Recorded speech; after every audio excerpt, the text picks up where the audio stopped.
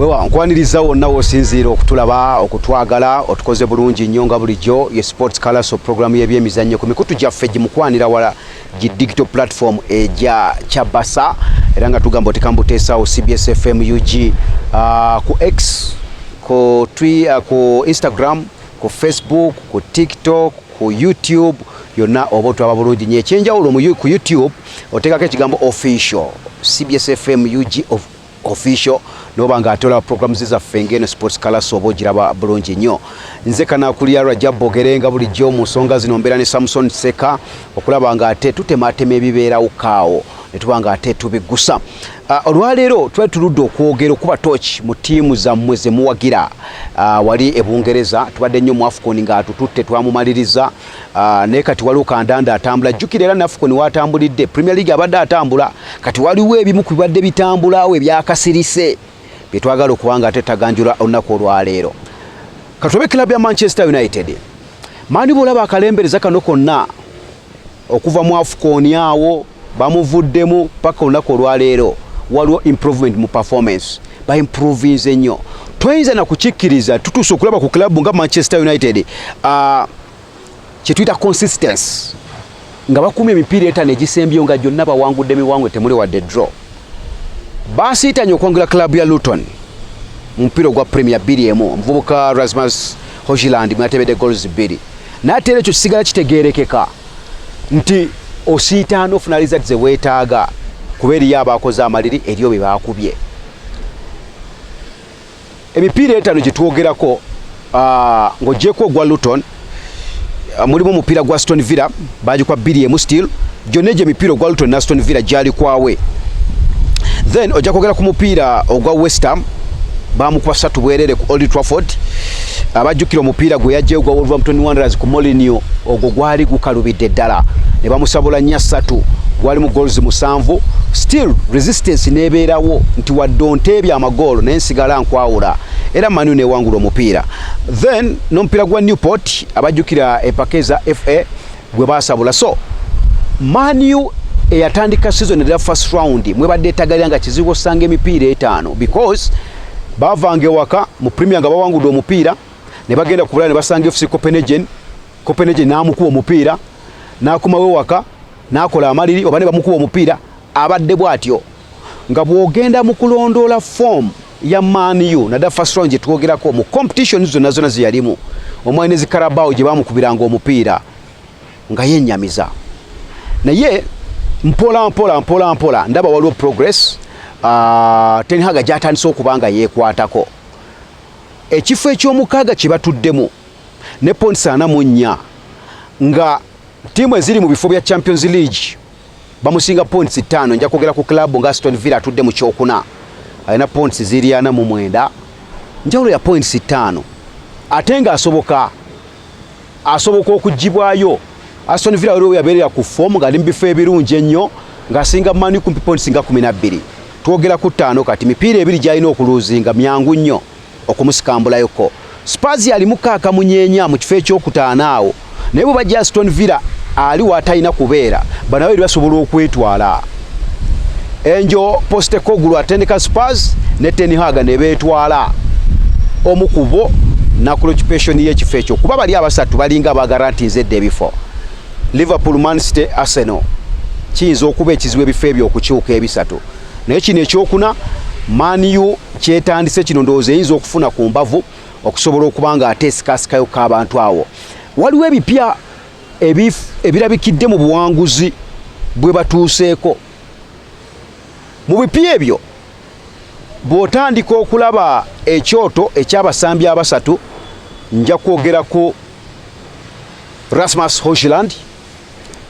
nja kwogera ku muteebi Marcus Rashford n'omusambi Alejandro Garnacho eyo trio gyatandise ey'abasatu era performance gye nkugambye eri consistent nga bawangula emipiira abasambi abo basatu babadde bantomo era ogenda kwewuunya nti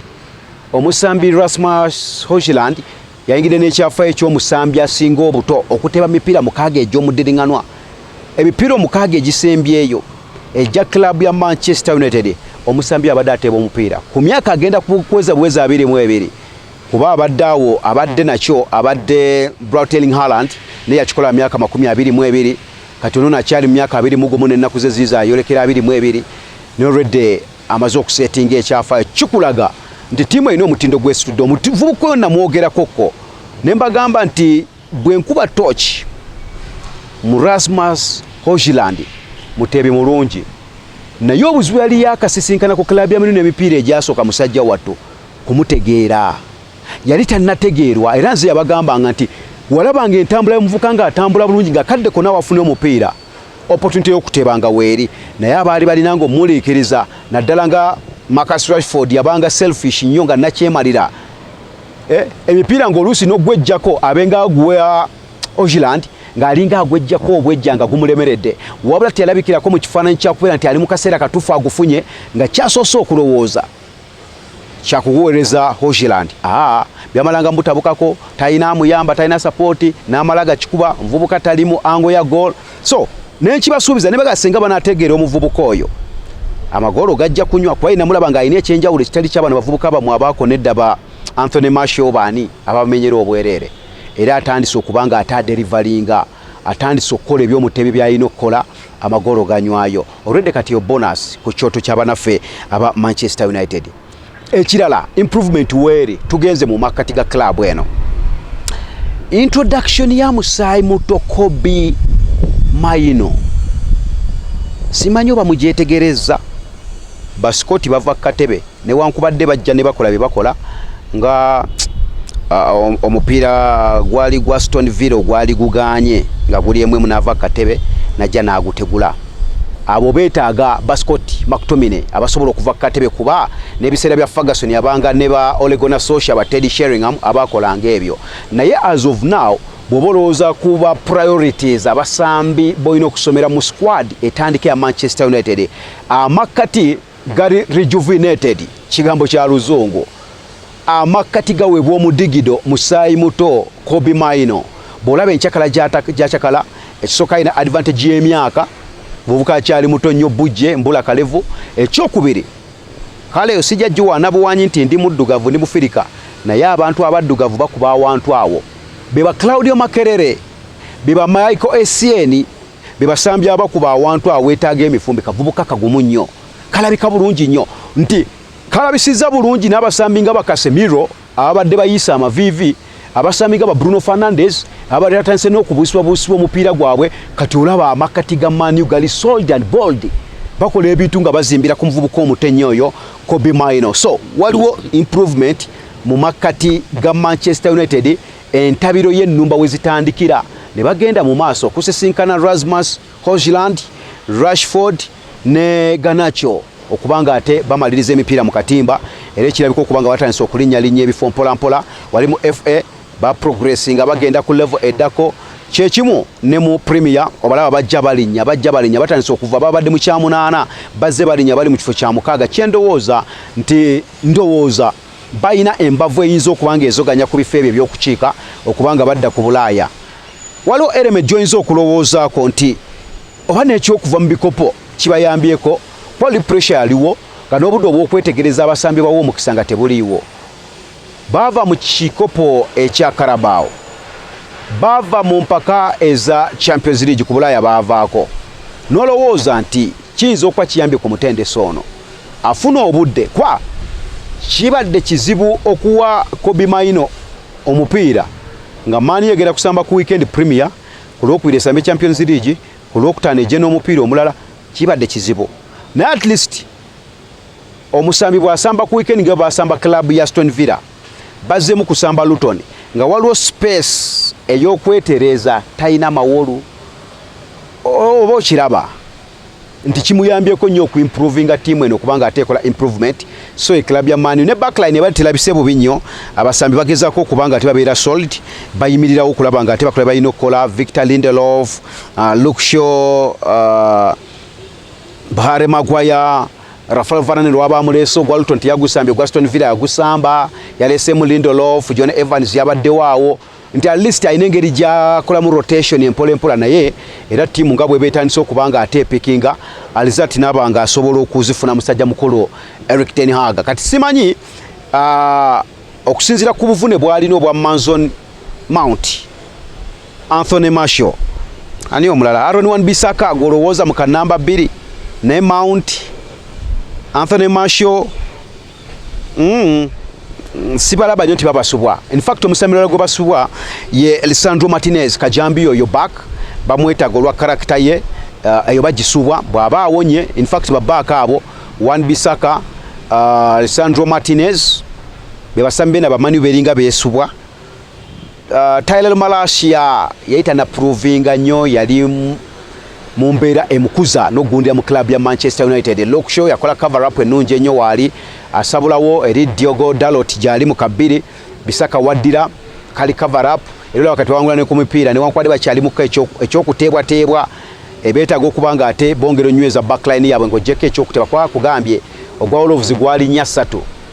Aston Villa 2-1, Luton 2-1, okuleka ogwa West Ham ogwali ogwa 3 bwereere nti balina okukendeeza okuteebwa okwo. Era bye mukubibako olwaliro nkyo jagenda mu kya goal difference nga balina goal emu yokka basiitaanye bali mu -8 nga ne timu ngazi Brighton zibaddawo nga zibasinga amagoolo. Twogera ku goal difference z'oba osigazaawo nga tuggyeko z'otebe ne zibakuteebye naye bwe twogerera bavudde mu negative ne bava ku 0 balina egoolo ku akawunti yaabwe. We twogera kitegeeza abateebi basumulukuka goolo nga zinywayo kikkakatako omuzibizi okuba nga ate badinayinga okubateeba. Ekyokulabirako mipiira gye nkuwadde 5 Man United eteebeddwamu goolo zibadde 2 eza Newport, then 3 eza Wolves, 5